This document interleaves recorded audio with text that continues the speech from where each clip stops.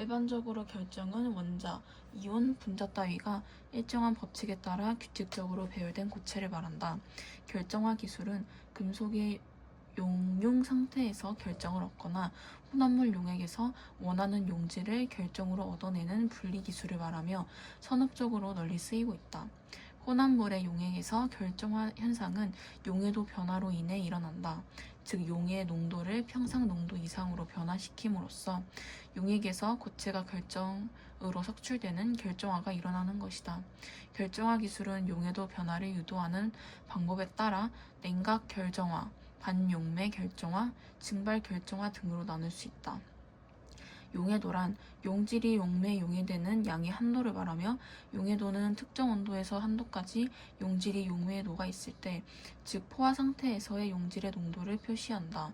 주로 용매 100g에 대한 용질의 양으로 표현되나 포화 용액 100g 중 용질의 양으로 표현하는 경우도 있다.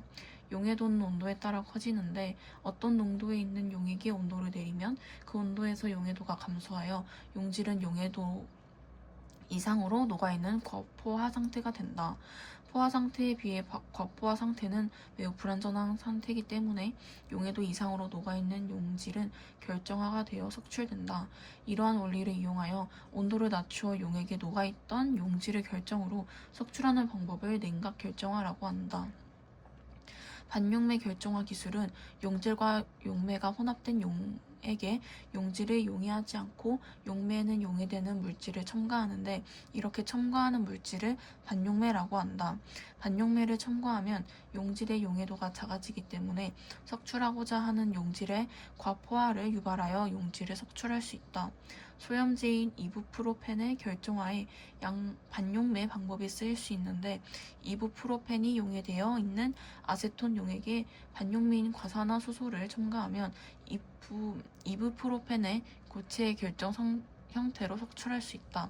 증발 결정화는 용매를 증발시키면 과포화가 유도되어 용질이 석출되는 방법으로 염전에서 물을 증발시켜 고체 결정의 소금 결정을 얻는 과정이 이에 해당한다.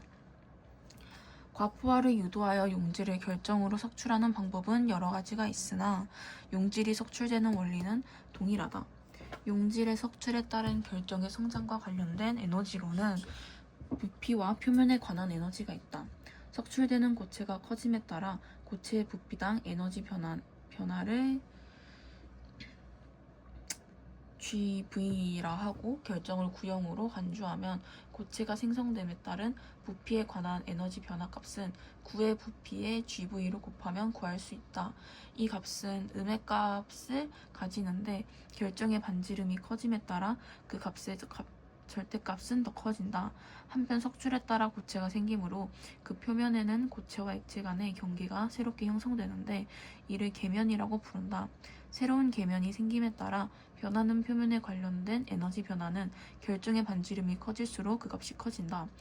단위 표면적당 표면의 에너지 변화를 GS라고 하면 구로 간주한 결정의 반지름에 따른 표면 에너지는 구의 표면적과 GS를 곱하여 구한다.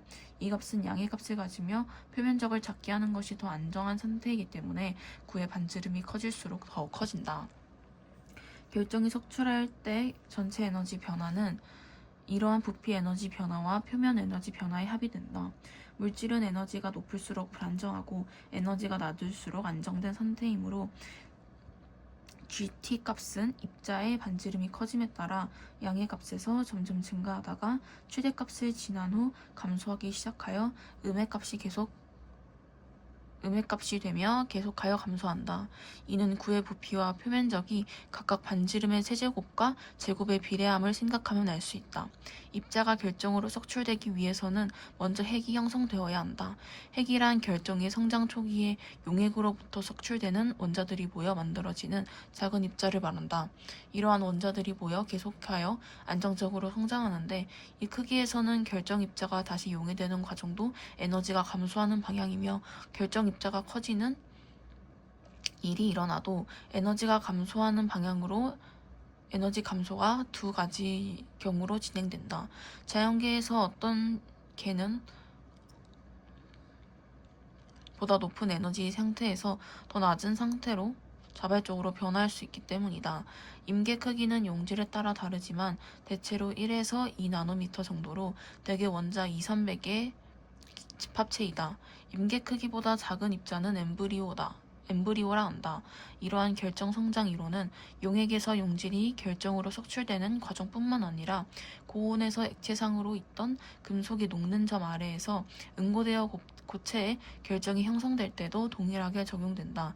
이때 많은 결정이 모여서 고체를 이루는데 결정은 다시 녹기도 하지만 임계 크기 이상이 되면 계속하여 성장해 간다.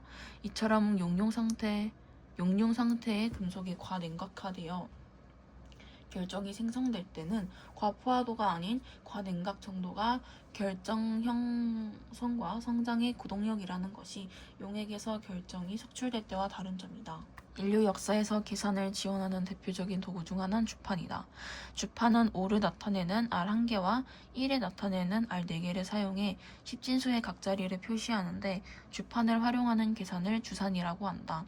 동서양에서는 상업이 발달함에 따라 주판을 현대 컴퓨터와 유사한 기능을 수행하는 계산 도구로 이용해왔다. 주산에서는 보수를 활용하여 계산을 한다. 보수란 보충을 해주는 수를 의미하는 것으로 어떤 수 A에 대한 n의 보수는 A와의 합이 n이 되는 수이다.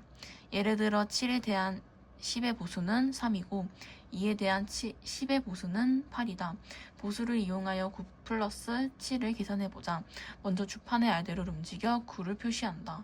그 다음 7을 더해야 하는데 1의 자리 주판 R을 더 이상 움직일 수 없으므로 10의 자리 주판 R을 움직여 10을 표시하고 7에 대한 10의 보수 3을 9에서 빼준다. 9 플러스 7은 9 플러스 10-3은 10 플러스 9-3과 같은 논리를 활용하는 셈이다. 그런데 주판으로는 작은 수에서 큰 수를 빼는 경우와 같이 그 결과가 음수값이 나오면 이를 직접 표현할 방법이 없다. 예를 들어 23 빼기 61은 마이너스 38과 같은 경우 직접적으로 표현할 수가 없으므로 이 경우도 보수의 방법을 활용하게 된다. 먼저 그림의 1과 같이 주판에 10의 자리 주판알 2개와 1의 자리 주판알 3개로 23을 표시하자. 그리고 100을 빌려온다고 가정해보자. 100의 자리 주판알 1개를 움직여서 123에서 61을 빼보자. 1의 자리 3에서는 1을 뺄 수 있지만 10의 자리 2에서는 6을 뺄 수 없으므로 100의 자리를 지우고 10의 자리에 6에 대한 10의 보수를 더한다. 그러면 그림의 3처럼 주판에 표시된 값은 62가 된다. 그런데 처음에 100을 빌려왔으므로 62에 대한 100의 보수로 그 값을 구하면 마이너스 38이 된다. 보수를 이용한 연산 방법은 현재 컴퓨터에서도 활용되고 있다. 0과 1의 이진법을 사용하는 컴퓨터에서의 기본 연산은 덧셈 연산이다.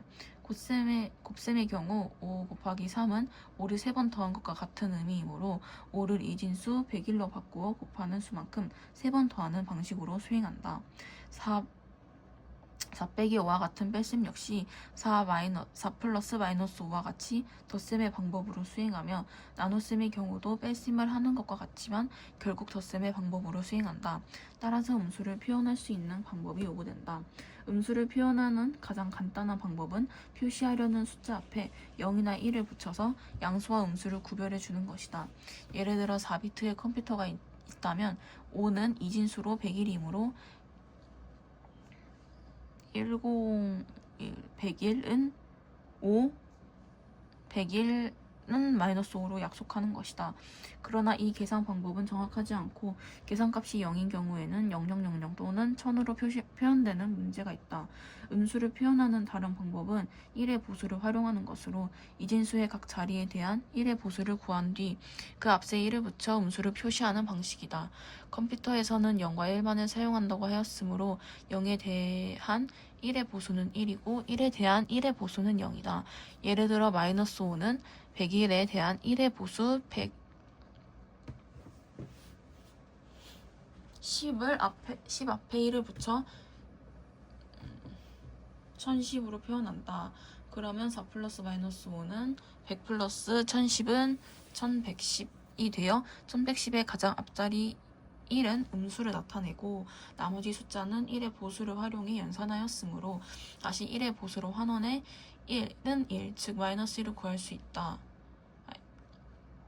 그러나 이 방법 역시 계산값이 0인 경우 0000 또는 1111로 표현되는 문제가 있다. 음수를 표현하는 또 다른 방법은 2의 보수를 활용하는 것이다. 실제로 컴퓨터에서는 2의 보수법을 활용한다. 2의 보수를 활용하는 방법은 1이 보수로 나타낸 숫자 1을 더하는 것이다. 예를 들어 마이너스 5는 이진수 101에 1의 보수 10에 1을 더하여 11을 만들고 제일 앞에 1을 붙여서 1111로 표현한다. 그리고 4 플러스 마이너스 5의 값은 2의 보수를 활용해 연산하였으므로 다시 2의 보수로 환원하면 마이너스 1을 구할 수 있다. 2의 보수를 활용하는 경우에서는 계산값이 1111이 되더라도 역을 나타내지 않아 0의 표현이 통일된다.